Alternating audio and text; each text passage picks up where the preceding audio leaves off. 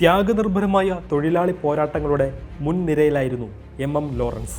1946 17-ാം വയസ്സിൽ communist party അംഗമായി. എറണാകുളത്ത് തൊഴിലാളി വർഗ പ്രസ്ഥാനം കെട്ടിപ്പടുക്കാൻ ഇറങ്ങി. സമൂഹം അവജ്ഞയോടെ കണ്ടിരുന്ന തോട്ടി തൊഴിലാളികളെ സംഘടിപ്പിക്കുകയും അവരുടെ അവകാശ സമരങ്ങൾക്ക് നേതൃത്വം നൽകിയതും ലോറൻസ് ആണ്. തുറമുഖ വ്യവസായ തൊഴിലാളികളെയും തോട്ടം തൊഴിലാളികളെയും സംഘടിപ്പിച്ചു. ഇടപ്പള്ളി പോലീസ് സ്റ്റേഷൻ ആക്രമണക്കേസിലെ മുഖ്യപ്രതികളിൽ ഒരാളായിരുന്നു.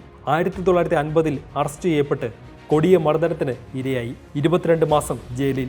പിന്നീട് പല ഘട്ടങ്ങളിലായി കരുതൽ തടങ്കലിലും മിസ തടവുകാരനായും മറ്റും 6 വർഷത്തോളം ലോറൻസ് ജയിൽവാസം അനുഭവിച്ചു. ഒളിവിൽ കഴിയവേ ദേശാഭിമാനി ലേഖകനുമായിരുന്നു. പിന്നീടാണ് മുഴുവൻ സമയ പാർട്ടി പ്രവർത്തകനായത്. 1969-ൽ പ്രഥമ കൊച്ചി മേയർ തെരഞ്ഞെടുപ്പിൽ നറുക്കെടുപ്പിലൂടെ സ്ഥാനം കൈവിട്ടുപോയി. 1980-ൽ ഇടുക്കി പാർലമെന്റ് സീറ്റിൽ നിന്ന് ലോക്സഭാ അംഗമായി. 67 മുതൽ 78 വരെ CPIM എറണാകുളം ജില്ലാ സെക്രട്ടറിയായിരുന്നു. 78-ൽ സംസ്ഥാന സെക്രട്ടേറിയറ്റ് അംഗമായി. 1985-ൽ കേന്ദ്ര കമ്മിറ്റിയിലെത്തി. 86 മുതൽ 98 വരെ ഒരു വ്യാഴവട്ടക്കാലം ഇടതുമുന്നണി കൺവീനറായിരുന്നു.